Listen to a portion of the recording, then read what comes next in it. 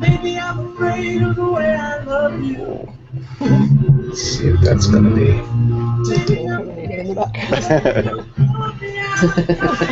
Where are you guys at?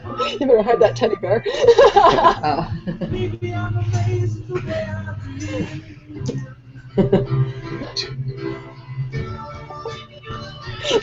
His forehead's poking out.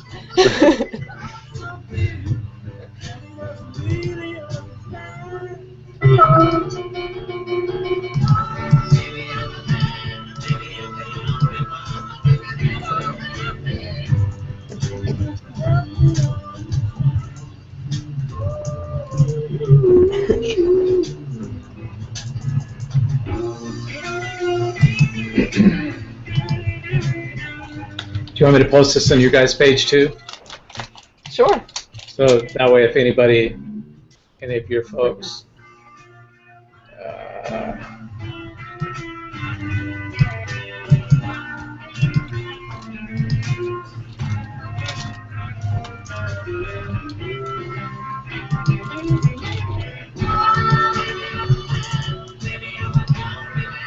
Kind of a hokey way to get started here, but I just want to make sure that everyone knows. We'll get going. Just posted it on Martin's. Let me go over to Anna's.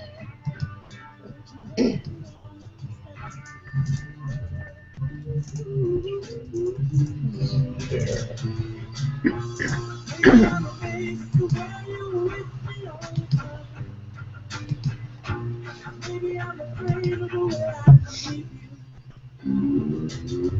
Okay, so we are live. You guys hear the song that I chose? Yeah. Yeah. Whoa. Whoops.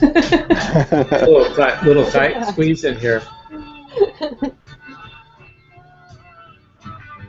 The reason I chose this song and to start the show as opposed to our regular the Blast song, and we'll change this stuff up as we go, I'm sure.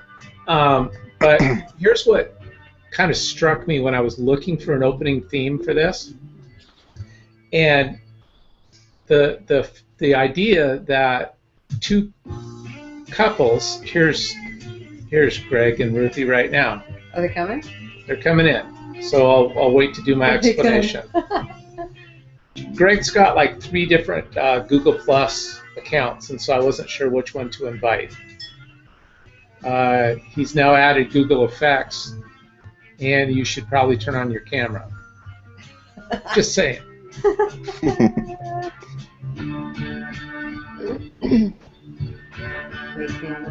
All right, so he'll pop up here in a second. The reason why I chose the song was because the theme of this kind of is a couple show, and we're all going to be sitting around and discussing as couples some of the current topics. And Hollywood and the music industry and all of this, you wouldn't really think of them as being long-term relationships and care about that.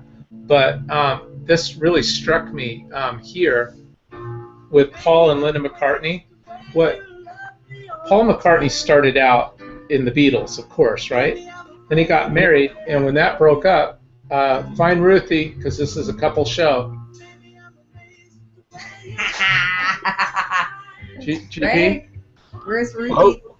Find Ruthie, this is a couple show.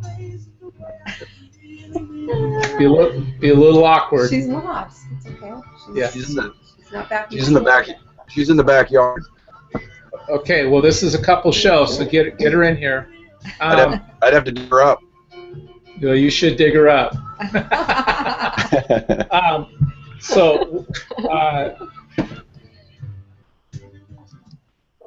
be here in a minute. She's the reason that I'm late. I'm having problems with the computer. Okay, no worries. Gonna have to take. So when I looked at this for the, and Greg, just before you had jumped on, I was kind of explaining I've changed the music for the theme song for the Couples Night show. And the reason I chose the song was if you listen to this song, it's hard to separate the singer from the song. Sir Paul and the foremost Beatle. His marriage to Linda Eastman in 1969 was legendary, and despite the turbulent political times, they went through all kinds of political changes and different things that in their era when they were going. Paul and Linda were married until her death from breast cancer in 1998. They were married 29 years. And so I thought, what a perfect song for not only that, but not just that they were married, but they did something that we're kind of doing ourselves right now. And let me pull that up and I'll explain why. We all know Paul McCartney from the Beatles. And then we hear a lot of cool songs, but we don't really realize, we think it's the Beatles or Paul McCartney or whatever. But together, they started a band, of course, called the Wings, 2 years after they were married in 1971. And so I highlighted that, Paul McCartney with his wife, Linda. And that's kind of what we're doing. Me and GP started this a couple of years ago, The Blast. And obviously, for all these reasons I've already mentioned, kind of wanted to expand it into something different, new, better, different. And here we are with our spouses starting something and getting them involved. And I think if you do stuff like this, you make sure that you're best friends forever. It just struck me, and that's why I wanted to pick this song, because of what it really means, So, anyways, that's why. All right. Get my Beatles on. Turn that off. Yeah, you got your Beatles on. Anyways, all right. So that's it. So let's. GP, is she coming around pretty soon? Yeah, her brother just left because it's his birthday tomorrow, and her other brother just showed up, so she'll be out here in a second. All right, because I want to do a few introductions and stuff before we get going. While we're waiting for her, maybe I'll put on just a cute little video that I had prepared. We're all watching soccer right now. Well, we're not now, but we were. Did you guys see the little video that says Italian soccer? I don't watch soccer. How about this? Oh. I'm not going to play the whole thing, but it's kind of cute.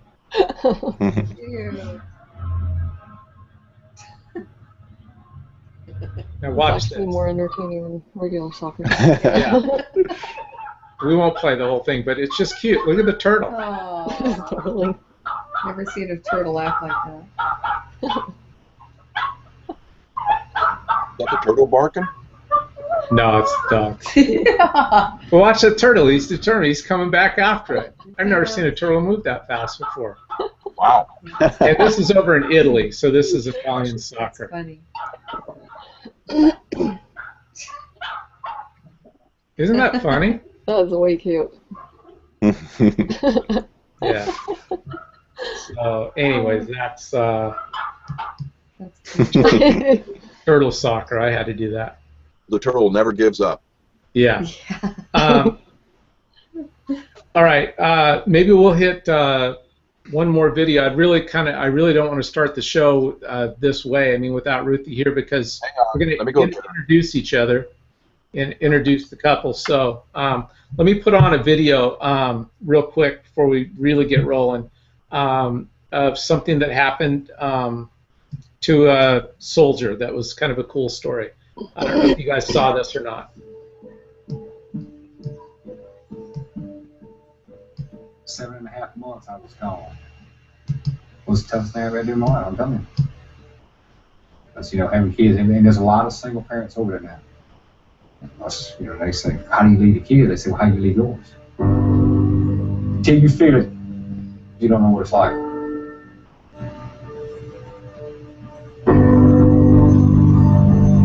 I was on R&R from Iraq.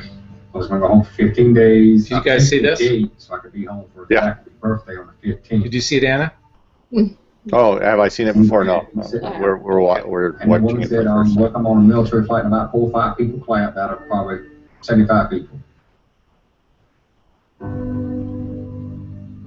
So, I started talking with Brad. He was real interested in the military. Is your video over? I told him that I was heading home on 4 or 5 more minutes. going to Great Wolf Lodge because it was my 9-year-old's birthday. He was looking through a finance book. And he said, yeah, he's learning how to do finance. I kind of looked at him. I didn't say a whole bunch, I said, okay. He said, do you mind signing my book so I can send you a card? And he opened the book up, and I wrote my address in the back. So I figured, I really didn't think nothing about it, I'm going to be honest with you.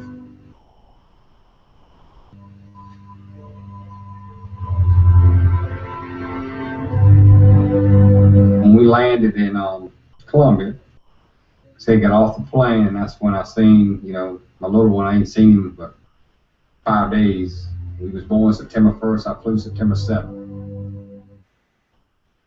When my husband walked off the plane, there's no words to describe relief that he was safe, and just the joy of seeing my kids look at their dad.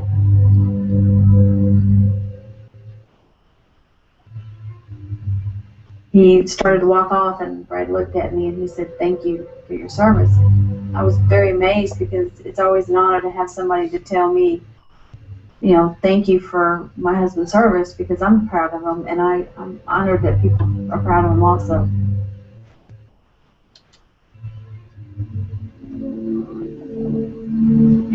That Friday, we went to Great Wolf. We got here, and 9-year-old, he was so excited. He loves to come there. So I go up and get in line, and we owed a pretty good balance. I think it was 4 days. So I go up there, tell my name, and he says, Mr. Glasscock, you have a message on your account. He said, from Brad. I said, I don't know Brad. And he said, Brad said have a good time from Atlanta. When he said that, it clicked. I said, oh, Brad, oh, yeah, sounds good. I get the fellow credit card, and he says, he starts going through the thing. He said, okay, Mr. Glasscock, it's paid in full. I said, it's paid in full by who? He said, Brad. I said, well, who? He said, Brad, and he said his name. He says, guess what, babe? And I said, what? He said, Brad paid for a trip. I said, Brad? I said, who's Brad? He said, that's the guy I met in Atlanta. And I said, no. He said, yes. And I said, speechless. I mean, for somebody to do that for us, it's just unreal. We feel we're blessed, but for somebody to go out of their way to, fill our dreams to pay the rest of our trip was awesome. It was amazing. It blew my mind. I'm telling you right now. It takes a lot to get me, and it got me. It's nice to know that people other than military look at us and say, hey, we appreciate what you do. Because to sit there every night and you make your silent prayer to the Lord and you say, please bring my husband home in one piece, it's hard to wonder if he's going to make it through and if he's going to be okay. When you give to others, it makes you happy inside. One person at a time is all it takes. And that's what I believe. One person at a time. So I say thank you to Brad, because he's our one person.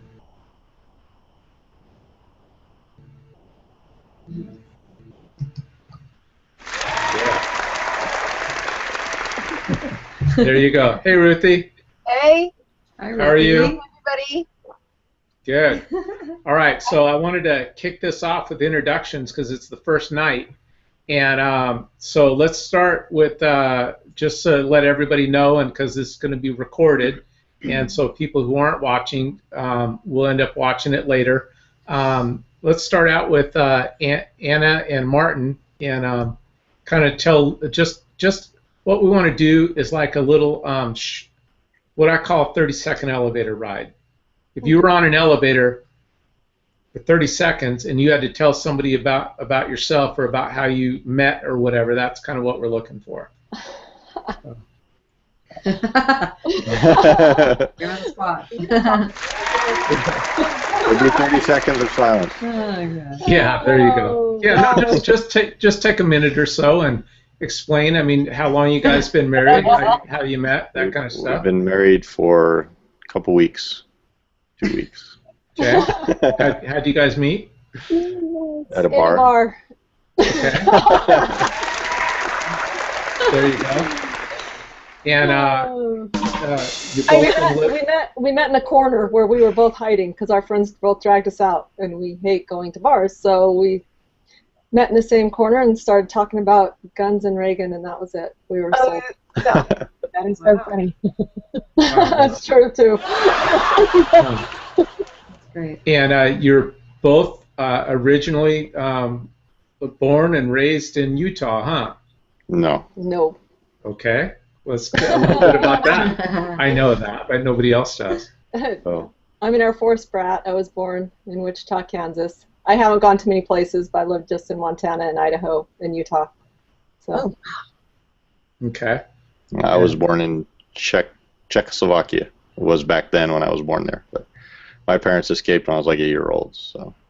And when you say escaped, because we don't, it's Well, hard they for people left. to think of that these days. Yeah, they didn't actually like run across the border. They just got a vacation visa and they just never came back. But. Okay. Okay. That's kind of what happens here in California. Yeah. It wasn't that dramatic. Yeah. All right. They weren't hiding in the basement somewhere in some, No, you know. but they All did right. get sentenced to 8 years in hard labor. Whoa, for tell us escaping. about that. Oh, but they in didn't have to go back. absentia, like if they ever came back when it was Okay. before they became American citizens, they would have gone to prison. So Wow, that's incredible. Huh. All right. And is this your first marriage, Martin? no, And Second. Anna, you've got, this is your second? Yeah, it's second. Okay. Cool. Let's go to and tell everybody. Stop counting at this point, right? Yeah. So now we got the camera. Now we got the camera on Ruthie and Greg. So why don't you guys introduce yourselves and how long you've been married and how you met, that kind of thing. I'm Ruthie. I'm Greg, and I have my story, but he's got his. So I'm gonna spare mine because he usually doesn't like mine.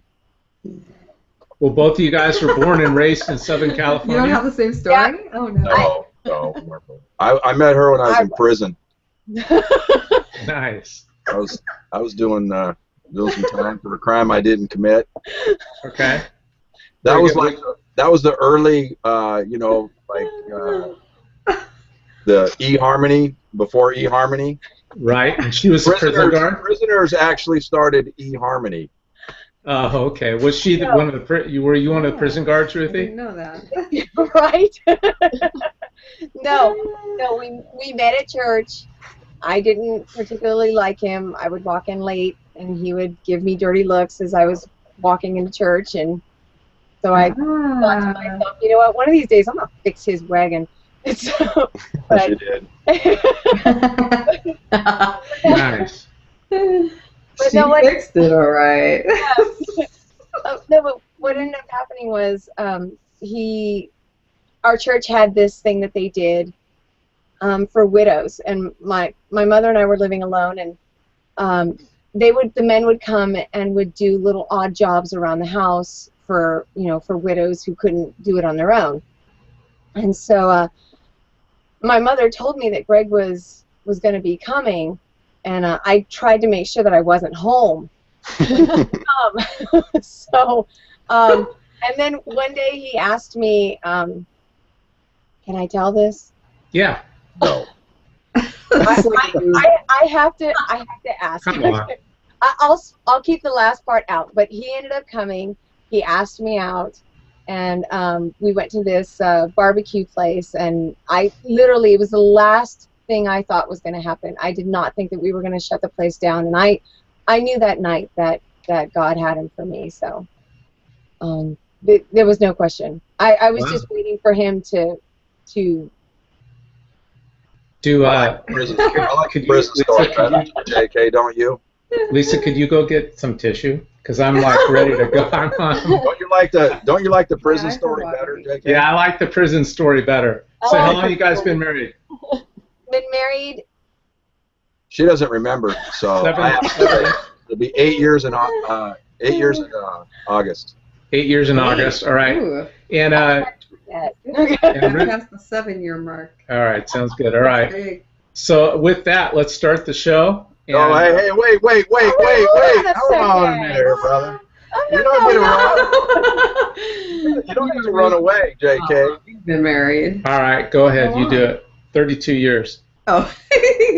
32 years. We had our anniversary we were those high school sweethearts. Weren't we? Yeah, we had. Yeah. Can I tell the story real quick, JK? Go ahead. Do you know it, Greg? No, just one quick story. Can I tell him the story? Can I tell him the story real Because fast? I didn't know you back then, so I don't think you knew. Yeah. No, tell the story. What Kevin Kempster said at the 30-year reunion? Yeah, go ahead. Real quick before he says this thing, I'm sorry. Okay. This friend of ours, mutual friend of Jim's and mine, we had a little get-together at a hamburger place before our 30-year reunion, and Kevin came in and he goes, "Hey, Jim," they're talking and going on. He goes, "Whatever happened to that really cute, sweet girl that you used to date in high school?" And JK says, "I married her." Yeah. Anyways, I liked it.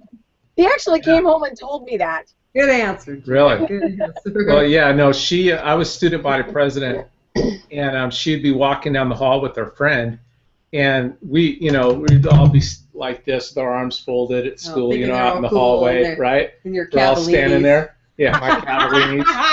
And Yeah. literally, Mhm. this is a true story. So literally, the first time I had ever even approached her or anything, just as she walked by, I reached out and I grabbed her bra strap. Snap.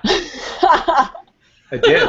And she turned around and she didn't hit me. She smiled, kind of, shy smile. Kind of like, whoa, never had that happen before. Yeah, so I did that every day for a couple of days, and then she started talking to me. And Smooth.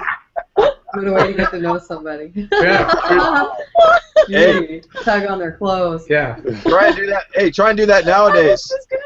Yeah, exactly. Exactly. Yeah, that's what happens when. No, never mind. I was going to say that's what happens when you live in a strict Christian family, and then you finally get out of the house. Yeah. You go overboard crazy. Yeah, They'd suspend you for bullying if you did that now. Yeah, they would. Yeah. Yeah, that's funny. Probably. So, all right. So that's who everybody is. That's how long we've been married. That's our stories, and we're going to have to stick to those stories and not. I'm change sticking them. to mine. Okay. So we did. Oh, you know what I actually did? Watch this. We're going to go through this just to show you that I actually planned it. Anna and Martin, hey, what's your story? Okay, good, thanks. Ruthie and Greg, how's your story? Oh, sweet, thanks. Whoops. Whoops.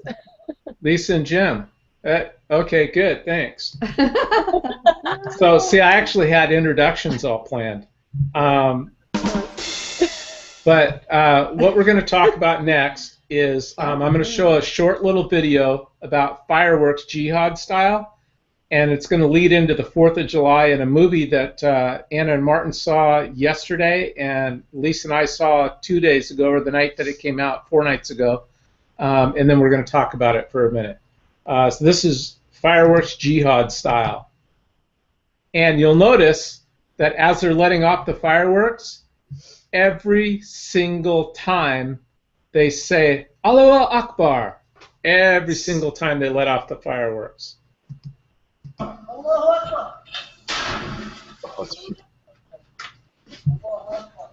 Allahu Akbar. Akbar. Allahu Akbar. Allahu Akbar. Akbar. Oh. Whoops. And it repeated. He blew himself up. I was just going to say, oh my God. Wow. Here, let me show you how, without rewinding it. Here's the end know of it. it. Do you know what Allah Akbar means? Watch. And that's how it ends. No, I don't. What does it mean? It means take me with you. No, What yeah. you asked for. No. Yeah. So, Blow me yeah, up. I love that. I love that video. So Wow. let's remove that. Pretty funny. Special. Yeah. Now, America the movie. We played one or two of the trailers last week, but we didn't play this one. And I think it's appropriate since 4th of July was just 2 days ago. And because it has to do with every single topic that we're going to talk about this coming season or year, however long this show lasts that we're going to do, it might only last a couple of shows. It might really take off, and we're doing it for a year, and somebody wants to pick it up and go, hey, you know what? We're going to put you in the studio. Who knows where it'll lead? But wherever it leads or doesn't lead, these are the topics we're going to be covering, how we deal with them as married couples dealing with things like this. So watch this movie trailer real quick. Progressive leftist critique head on. I want it to be articulated. I think I'll start it at the beginning. Please do.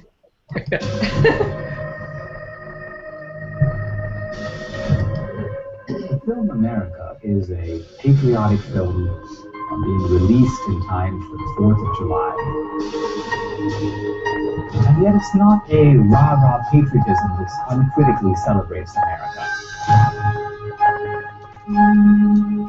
Rather, it's the patriotism that was referred to by Edmund Burke when he said, to love our country should be loved. And what Burke is saying is that true patriotism is loving your country not just because it's yours, but because it's good. Now, there has developed on the left, and this has started in the 60s, but it's now become very mainstream. It's the presumption of leftist politics, democratic, progressive politics. It's also the presumption of the stuff that's taught in schools and colleges all around the country. The basic idea is that America is a society that is based on theft.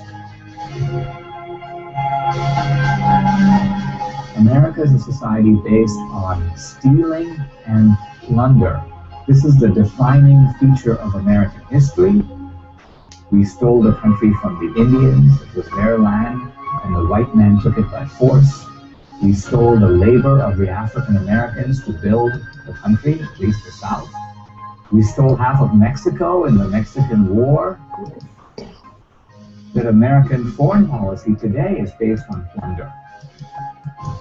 Why are we in the Middle East? Obviously to take their oil. We don't intervene in places like Haiti because they don't have any oil.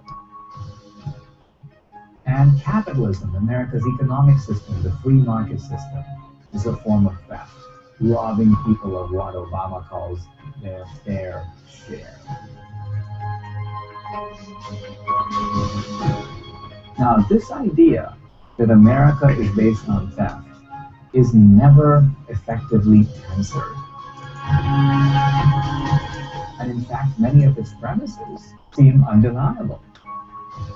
Didn't we in fact take the country from the Indians? Didn't we in fact steal the labor of the blacks? And so on. So in this film, America, I want to take this progressive leftist critique head on. I want it to be articulated by its best spokesman, and then I want to effectively answer and debunk it. That's the central ideological question answered in the film America.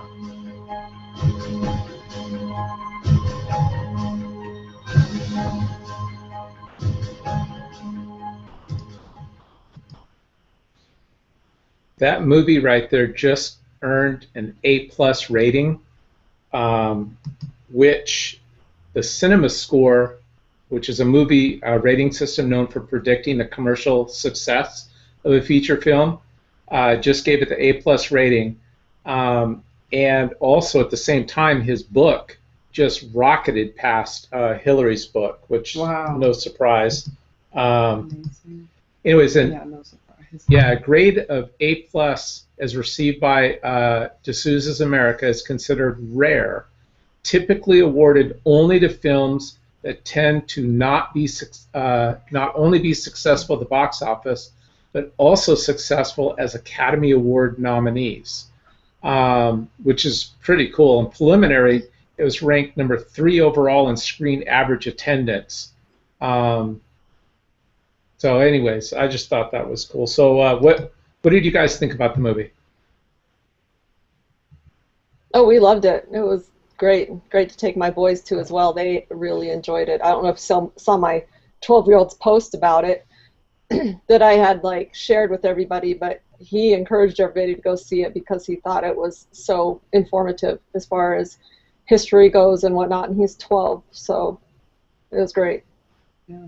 Right on. What was your impressions of it, Martin? Oh, it was fantastic. Everybody should see it. I learned stuff that I didn't know, and I thought I knew a lot of stuff about American history. I didn't know, I knew that a lot of other countries still have slavery, but I did not know that there were a high percentage of black slave owners in the United States too. That was a pretty interesting thing in the movie. I didn't know that either. Yeah. Yeah, I thought that was interesting. Yeah. What, JK? I didn't catch that. They didn't. There was a large percentage of black slave owners after they became released or indentured servants. One of them in particular, and I forget the fellow's name, Arthur or something. He actually, what they would do is they would call these the black slave owners would be allowed to have indentured servants for 7 years. They were a slave, and after you gave your service for 7 years, you could earn your freedom. So this guy had earned his freedom.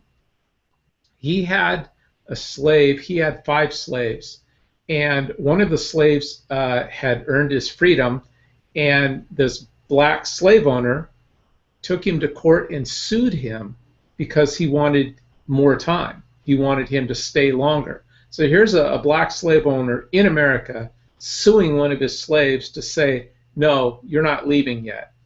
And then the black guy went on to work for somebody else or did whatever, and whatever. So it's a movie that it's kind of mind blowing, and I was pretty impressed by the way Dinesh D'Souza sat down and talked with a lot of the people on the left who were radical on the left, like one of the professors from Colorado, former professors now, who basically he said that America is one of the worst places in the world.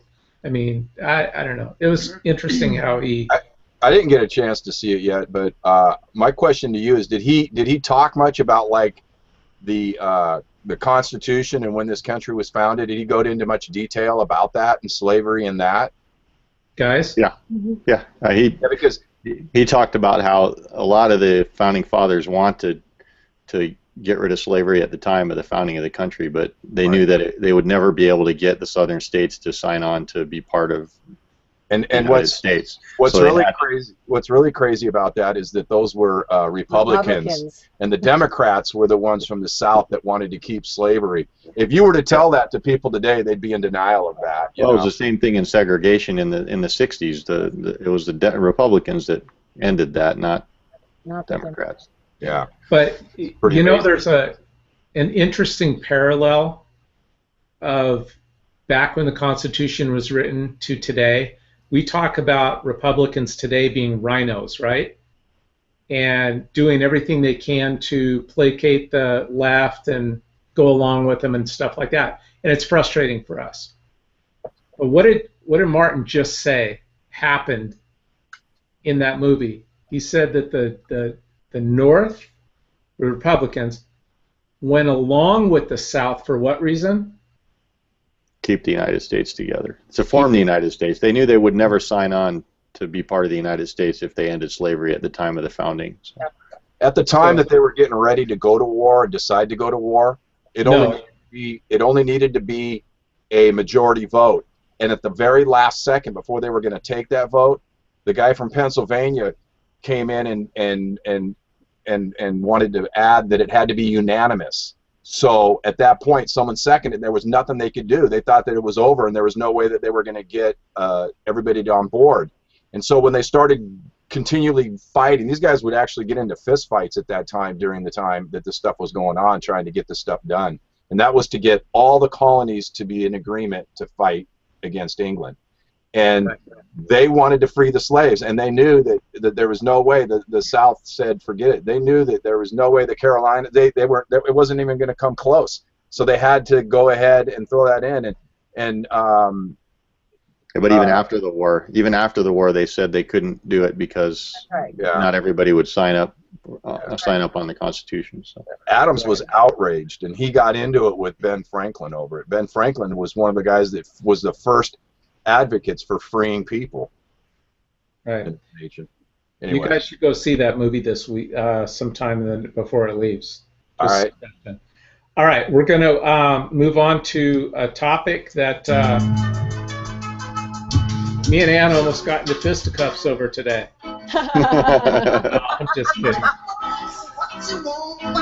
What makes a good cop? Dirty Harry. I want to know, is this guy in the video a good cop? So let's turn that off. I'm going to play a short video that was on Anna's page, and I want to know, is this guy a good cop?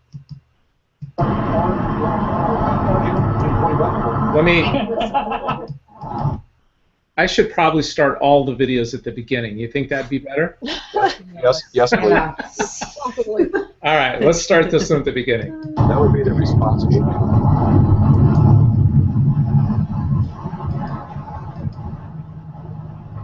Doing wonderful. Just want to let you know I support your second in the right to do what you're doing. All right? Yeah, you can have the chief know. I don't know if you let y'all know what we were doing. Okay? You know, just don't threaten anybody with it. Are you locked and loaded? No. Okay? Just don't alarm anybody, and I support what you're doing, gentlemen. Thank you. We're on your side. Thank you. People like that. Thank you, Mr. Fish. I don't scare nobody. I know. I know.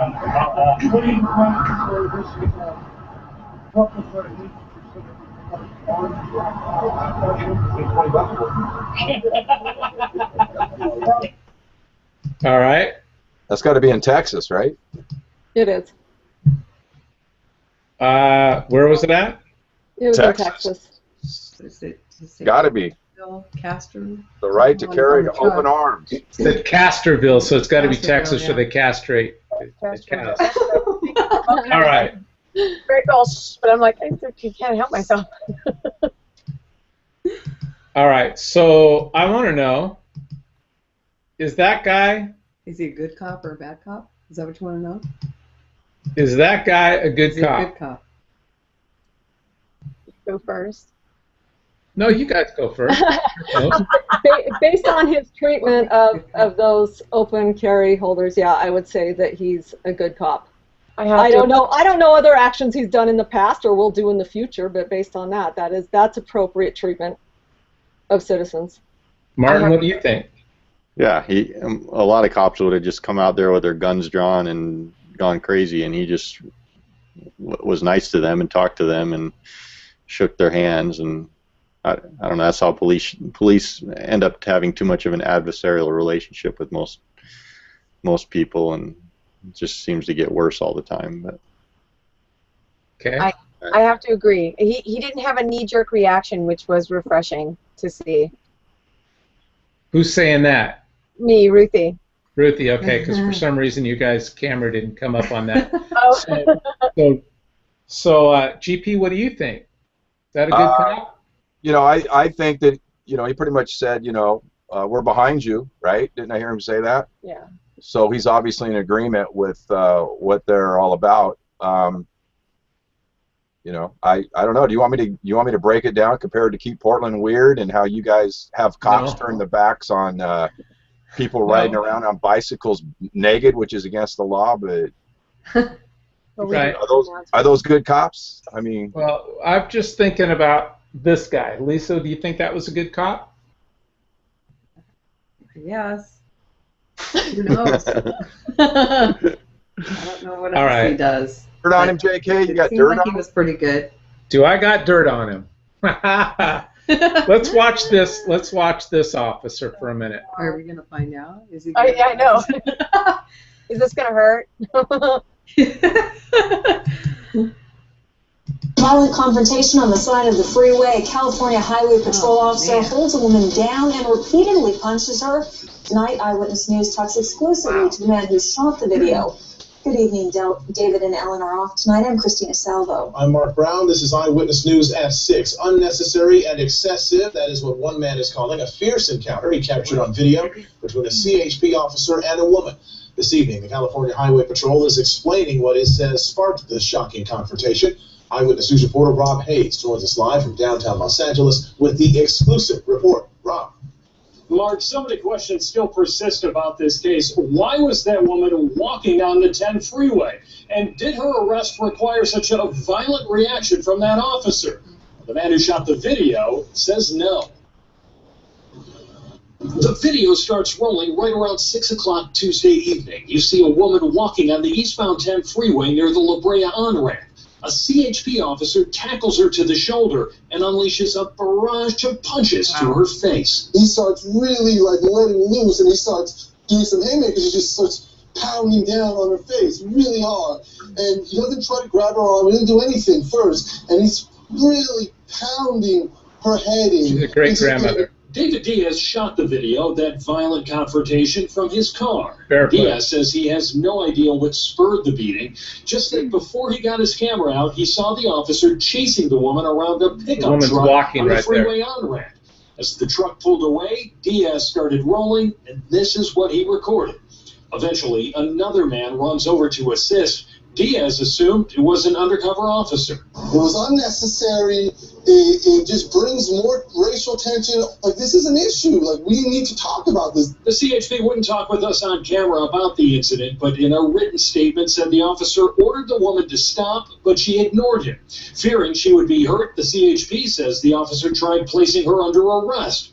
Quote, a physical altercation ensued as the pedestrian continued to resist arrest, at which point a plainclothes off-duty officer assisted in applying the handcuffs, end quote.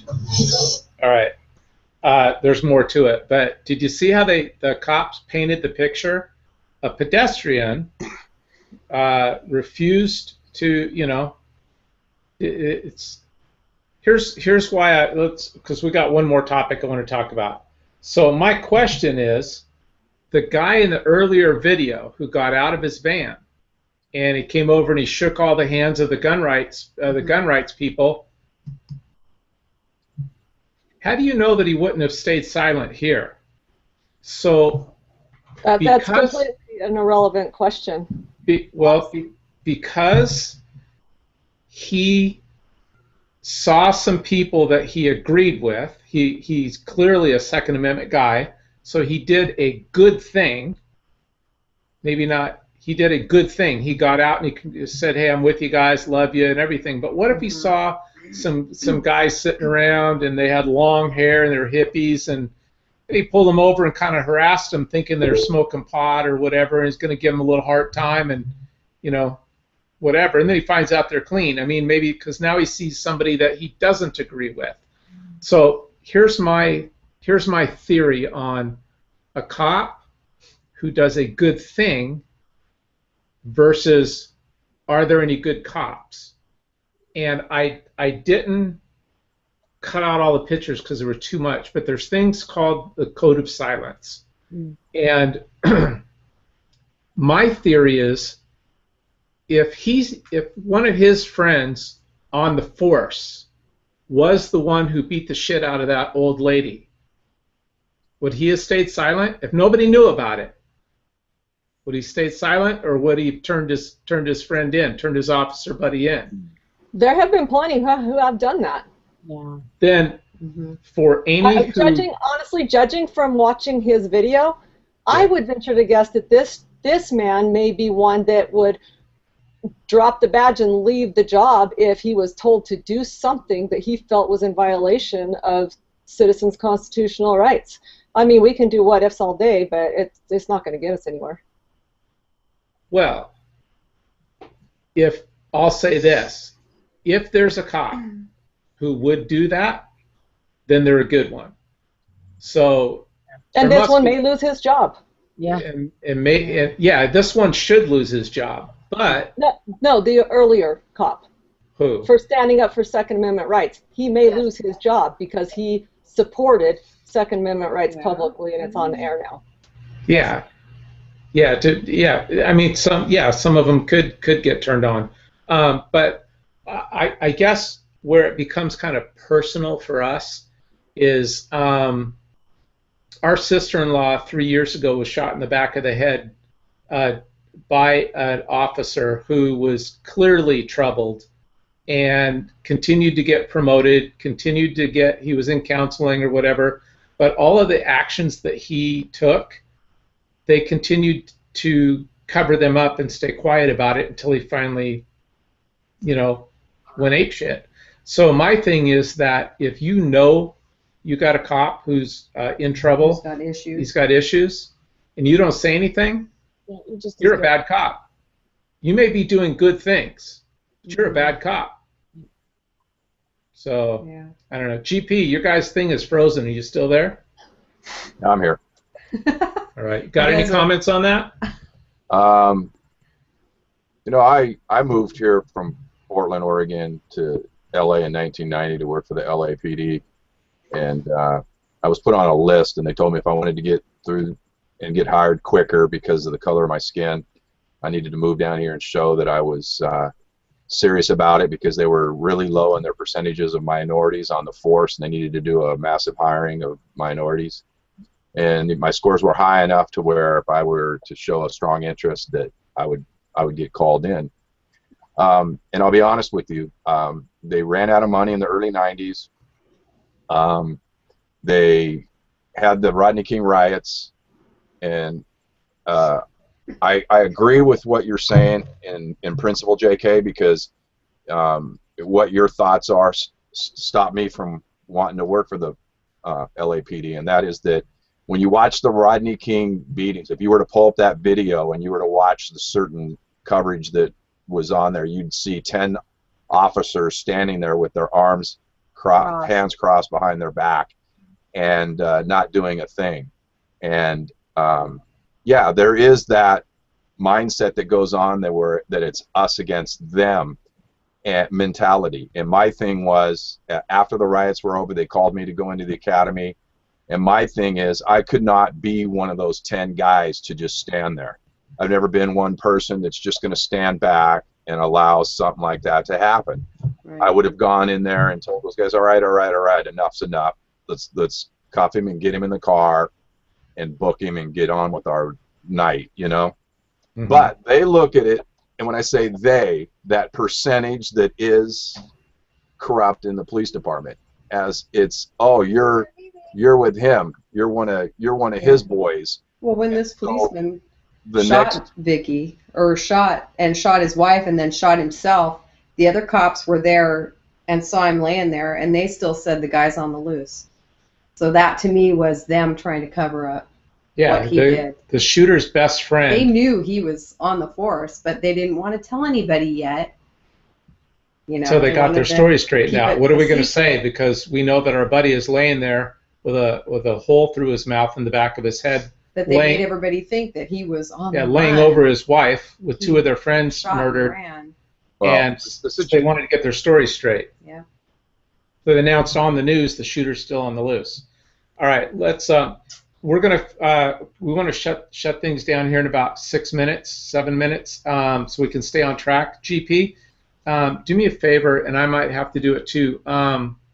Go up to that little round circle of your settings, and turn your camera off, and then turn it back on, and see if that'll work. Because right now your camera's dead. So's mine. Can you guys see me? Yeah. You can? I see you, and mine's working on mine. Oh, okay. All right. Well, then we're good then. We'll see. I'm sure once it all comes out, it'll come out right. All right. Last topic up.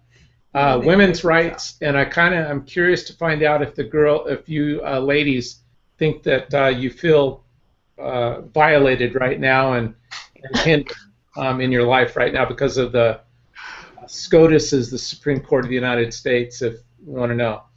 So, violating women's rights. I always kind of wanted to know, how do your rights become somebody else's responsibility? Right? So if you have the right to birth control, how is that somebody else's responsibility to take care of it? It's just a question. I feel violated because I can't go buy condoms and charge my employer. Well, why don't they? That's an excellent point. Have your insurance pay for them? Nobody's ever even said that, have they? No, I'm probably the first. I think you are.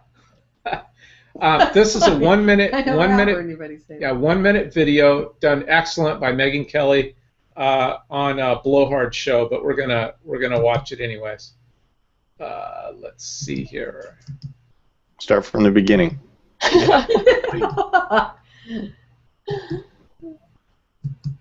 Ooh, I did.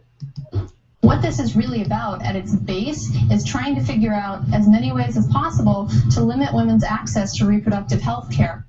Oh, that's right. Oh my God. They want to limit everybody's. You go down to Target and buy it for $9 a month. It doesn't matter how many times you say so. No. It doesn't matter whether it's true. If she just says it over and over again, people are going to believe it. That's not true. Just don't believe that. She doesn't know what she's talking about. She doesn't care. She doesn't care to know.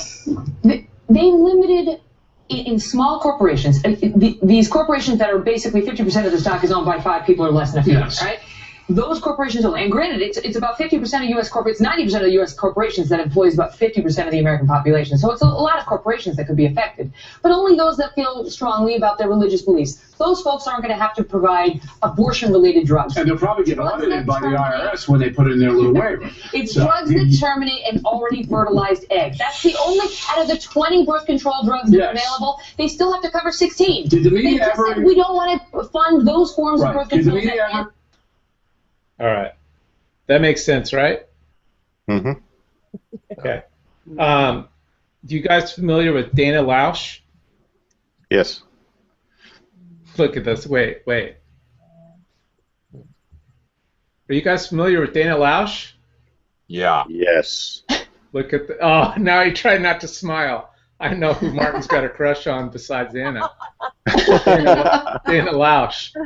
Nuh-uh. I didn't know who she is. What are you talking about? That's right. I used to put a picture of see, here's where we can't do the couple show because I get in trouble. I used to put a picture of a picture of her up on the screen during the blast just to say that we had to get our Dana Lausch fix. But what's really, no, seriously, just a great, smart, conservative lady. So I'm going to play just a 2 or 3 minute clip from her, and then we'll all give final comments, and we're out of here. But I want to get this because she really did a great job explaining this in a funny way. So here's Dana. Horrible travesty occurred. The Supreme Court ruled that corporations can deny women contraception. The Supreme Court, in all of their supremeness, ruled that old white men who run craft stores can physically throw their bodies in front of women and block their actual physical path to Walmart and Target and Costco and Sam's and Walgreens and Publix and every other, like this guy, right? Hobby Lobby, quit blocking my access. Patriarchy, get out of here, patriarchy. See, just like that. SCOTUS stopped short of saying that businesses can take everyone's birth. That sign costs like $5,000. Supreme Court stopped short of just saying that businesses can take birth control and bury it in Yucca Mountain with the deteriorating nuke stockpile. According to our enlightened progressive brethren, the ability to maintain your religious beliefs while operating a business means that somehow women have lost everything, including the right to vote. Hobby Lobby hates uteruses. Or uteri, what's the plural on that?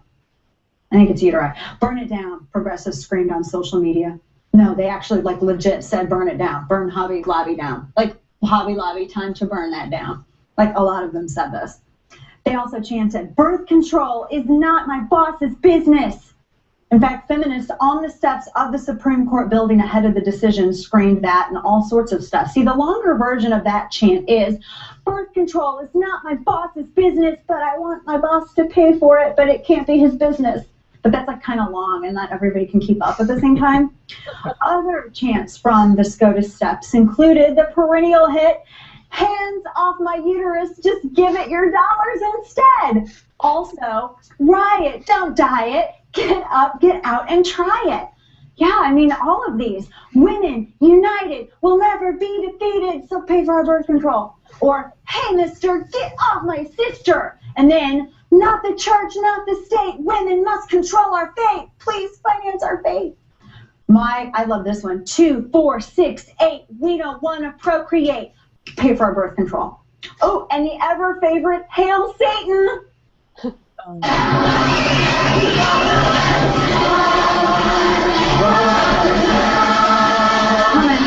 kind of screaming in the background. These people are just having them some amazing grace.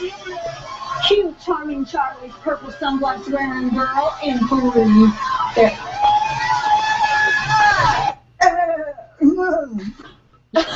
You can get all of these hits for the low price of $3,999. Proceeds go towards paying for designer contraception, like this designer contraception. This is made with blood diamonds, and it was mined by orphans in Sierra Leone, and it's delivered by eagles. Yeah. See, in reality, I'm going to have glitter all over me. In reality, this isn't at all how it happened. What happened is that SCOTUS ruled that business owners can still maintain their First Amendment freedom of the free exercise of religion under the Religious Freedom and Restoration Act, and that the government did not implement this mandate in a way that would be least burdensome on businesses. I would right now like to present this thank you card to former President Bill Clinton. I'm going to bring this tugboat to shore, don't freak out. Senator Chuck Schumer and the late Teddy Kennedy, because due to these men, SCOTUS ruled in favor of Hobby Lobby today. See, back in 1993, Bill Clinton believed in religious liberty, maybe. So did Chuck Schumer and Teddy Kennedy. Kennedy wrote the Religious Freedom and Restoration Act. Chuck Schumer introduced it in the Senate, and it was Bill Clinton who afterwards signed it into law. Now, states later adopted their own versions of RFRA. Justice Alito concluded in the decision today that the Obama administration failed to prove that their mandate was the least restrictive means of providing contraception.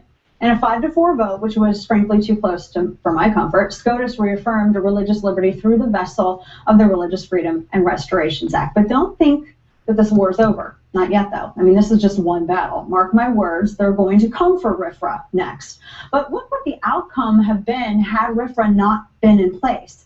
I don't like to speculate, nor do I like to engage in hypotheticals, but I'm actually willing to break my own rule today just to highlight how razor close we are on religious freedom in this country. And this is also important to note. See, Hobby Lobby already provides contraception. They just simply do not provide the 4 abortifacients listed in the mandate. So there is no argument really here. I mean, women we don't have any fewer rights after the decision than we had before. And feminists have reacted in a manner that personifies pure class. Like this tweet from Jessica Valenti at Feministing whatever. Maybe women should organize a safe sex screw-in, basically, at every Hobby Lobby across the country in the glitter aisle. Just a thought. Sorry, ain't nobody wants to see no nasty trust fund socialists getting it on in a Hobby Lobby. Here's a chant for you. UGLY, you ain't got no alibi. Shut up. Next, Blaze. I'm being a laugh. So according to progressives today, a horrible... Oh. So yeah, put that on rewind. Isn't that great? Smart lady. But anyways, any closing comments on that? I see why you guys need a fix. I thought you said Dan. I don't know who Dana is. Oh, Dana. Yeah. Oh, Dana. Oh, yeah. Oh, That's the and first so time I've seen her. So you were getting all excited about Dan. Now you did it. Wait. Wow. Something about him you didn't know. Yeah. Wow. Well, good thing we don't hang. We don't hang that type and stone them here. Just teasing. GP, Ruthie, got anything on that, or we're good? You know, I loved her. I couldn't have said it better myself. Yeah, that was great. I knew it was a little bit long, but there was a lot, and even she acknowledged that. She goes, "Don't worry, I'm gonna bring this tugboat home. I know I'm putting a lot together here, and I'll bring it home quick." But it was one of the best takes on the thing that I've ever seen. And then that 1 little minute thing there of Megyn Kelly was great too. It just made such good sense. And there's nobody that can speak to this kind of an issue the way that a woman can. And when it comes to when politicians are running for office, I wish that old white men would shut the hell up when it comes to the abortion issue and have our very articulate, strong, smart Republican women speaking out on it. And tell the old white men to shut up and let the women talk because they make more sense. That's just my opinion.